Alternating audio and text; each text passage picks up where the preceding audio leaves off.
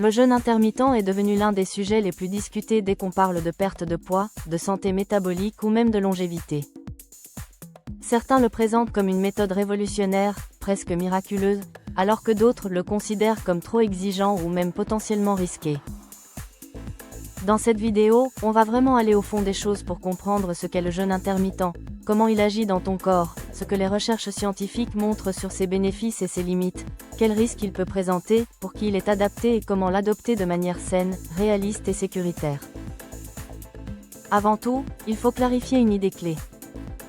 Le jeûne intermittent n'est pas un régime dans le sens traditionnel du terme. Il ne te dit pas quels aliments tu dois manger ou éviter. Il ne repose pas sur des interdits, sur des quantités précises ou sur une liste d'aliments obligatoires. C'est avant tout une manière de structurer ta journée, un rythme dans lequel tu choisis des périodes où tu manges et des périodes où tu laisses simplement ton corps au repos. La méthode la plus populaire est le modèle 16-8. Cela signifie jeûner 16 heures et manger sur une fenêtre de 8 heures. D'autres préfèrent commencer plus en souplesse, avec un modèle 14-10, qui consiste à jeûner 14 heures et à répartir les repas sur 10 heures. Il existe aussi la méthode 5-2, où l'on mange normalement 5 jours par semaine et où l'on réduit fortement les calories pendant 2 jours non consécutifs. Enfin, il y a le jeûne 1 jour sur 2, une approche plus exigeante qui alterne une journée avec une alimentation normale et une journée très basse en calories. Pour comprendre pourquoi ces méthodes peuvent fonctionner, il faut observer ce qui se passe dans ton corps lorsque tu ne manges pas pendant plusieurs heures. Lorsque tu restes sans apport calorique, ton taux d'insuline commence à baisser. L'insuline est une hormone essentielle qui augmente après les repas pour stocker l'énergie provenant principalement des glucides. Lorsque l'insuline diminue, ton corps devient plus efficace pour utiliser ses réserves de graisse comme carburant. Après un certain temps, les réserves de sucre dans le foie diminuent et ton organisme commence à puiser davantage dans les graisses stockées. Plus la période de jeûne avance, plus ton corps augmente l'oxydation des graisses. Le jeûne stimule également des mécanismes cellulaires importants, notamment l'autophagie, un processus naturel qui permet aux cellules d'éliminer et de recycler leurs composants abîmés. Ce mécanisme pourrait expliquer certains bénéfices observés dans les études, comme des améliorations de la glycémie, des lipides sanguins ou encore une réduction de certains marqueurs inflammatoires. Les recherches montrent plusieurs effets intéressants, mais il faut rester nuancé. Le jeûne intermittent peut faciliter la perte de poids chez beaucoup de personnes, principalement parce qu'il aide à réduire spontanément l'apport calorique total. Ce n'est donc pas une méthode magique, mais plutôt une manière simple de créer un déficit énergétique sans avoir à compter les calories ou à peser les portions. D'un point de vue strictement scientifique, lorsqu'on compare le jeûne intermittent à un régime classique avec la même quantité de calories consommées, les résultats sur la perte de poids sont souvent très similaires. C'est donc surtout une question de préférence et de mode de vie. Certaines personnes trouvent que le jeûne intermittent les aide à mieux gérer leurs repas, à réduire le grignotage et à stabiliser leurs envies de sucre. Sur la glycémie, plusieurs études montrent que le jeûne intermittent peut améliorer la sensibilité à l'insuline, réduire la glycémie à jeun et avoir des effets positifs chez les personnes en surpoids ou en situation de prédiabète. On observe aussi parfois une diminution des triglycérides et de certains marqueurs inflammatoires. Beaucoup de personnes disent également ressentir une meilleure énergie, une amélioration de la concentration et une relation plus simple avec la nourriture une fois la période d'adaptation passée.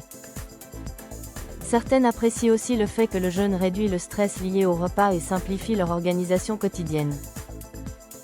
Mais il y a aussi des limites importantes. Toutes les méthodes ne conviennent pas à tout le monde. Des fenêtres alimentaires trop courtes, parfois inférieures à 8 heures, peuvent augmenter le stress métabolique chez certaines personnes. Certaines études récentes ont même suggéré un lien potentiel entre des fenêtres trop strictes et un risque cardiovasculaire légèrement plus élevé, même s'il faut être prudent dans l'interprétation de ces données. Le jeûne intermittent n'est pas toujours plus efficace qu'un régime classique et les réactions peuvent varier énormément d'une personne à l'autre. Certaines se sentent très bien avec ce rythme, alors que d'autres ressentent rapidement de la fatigue, de l'irritabilité ou un inconfort physique qui rend cette méthode difficile à suivre. Il existe aussi des situations où le jeûne intermittent n'est pas recommandé du tout. Il ne doit pas être pratiqué par les femmes enceintes ou allaitantes, les enfants et adolescents en pleine croissance, Les personnes ayant souffert de troubles alimentaires comme l'anorexie ou la boulimie, les personnes diabétiques sous insuline ou sous traitement spécifique sans suivi médical, ni celles atteintes de maladies chroniques non stabilisées. Ce n'est pas non plus une bonne idée pour les personnes très maigres, celles en état de fatigue extrême ou celles présentant des déséquilibres hormonaux non pris en charge. Lorsque tu commences le jeûne intermittent, il est aussi possible de ressentir quelques effets secondaires. Les plus fréquents sont la faim, l'irritabilité, les maux de tête, une sensation de faiblesse, une baisse d'énergie ou parfois des difficultés de concentration. Ces effets sont souvent temporaires et disparaissent lorsque le corps s'adapte à cette nouvelle routine. En revanche, si tu ressens des vertiges sévères, des palpitations, un malaise, un évanouissement ou une fatigue inhabituelle, il faut arrêter immédiatement et consulter un professionnel de santé. Si tu veux essayer le jeûne intermittent, la meilleure façon de le faire est d'y aller progressivement. Tu peux commencer avec un jeûne de 12 heures, ce qui est assez naturel puisque tu jeûnes déjà lorsque tu dors. Par exemple, tu dînes à 19 heures et tu prends ton petit déjeuner à 7 heures.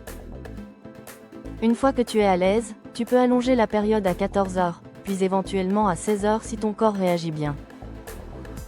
L'objectif n'est pas de forcer, mais de trouver un rythme qui s'intègre dans ta vie sans te fatiguer. Pour maximiser les effets du jeûne intermittent, la qualité de ce que tu manges reste essentielle. Jeûner ne compense pas une mauvaise alimentation. Il faut privilégier les repas riches en protéines, en fibres, en vitamines, en minéraux et en graisses de bonne qualité. L'hydratation est aussi un élément clé, surtout pendant la période de jeûne. L'eau, le thé ou le café sans sucre peuvent aider à gérer la faim. Beaucoup de personnes remarquent également que l'activité physique douce, comme la marche, facilite la transition. Et si tu fais un entraînement intense, il peut être utile de le programmer pendant ta fenêtre alimentaire. Voici un exemple pour t'aider à visualiser. Si tu choisis un modèle 16-8, tu pourrais manger entre 11h et 19h. Cela signifie un premier repas complet vers 11h, une petite collation saine vers 15h et un repas équilibré vers 19h. Si tu préfères un modèle 14-10, tu pourrais manger de 9h à 19h, ce qui est souvent plus pratique pour les personnes très actives. Dans la méthode 5-2, les 2 jours à faible apport calorique reposent sur une alimentation simple composée surtout de légumes, de protéines maigres et de repas légers comme des soupes ou des salades, pour un total d'environ 500 à 600 calories. Il reste encore des zones d'ombre dans la recherche.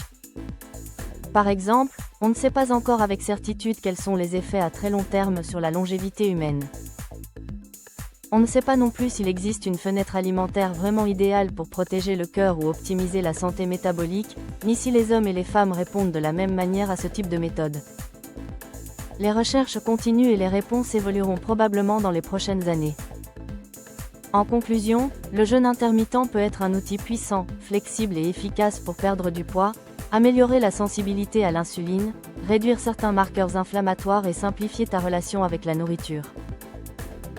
Il n'est pas parfait, il ne convient pas à tout le monde et il doit être appliqué avec écoute et progressivité. Mais lorsqu'il est bien utilisé, il peut devenir une approche durable et bénéfique pour la santé physique et mentale. Merci d'avoir regardé cette vidéo jusqu'à la fin. Si tu as appris quelque chose de nouveau aujourd'hui ou si tu veux d'autres contenus clairs, fiables et motivants sur la santé, pense à t'abonner à la chaîne, à liker la vidéo et à laisser un commentaire.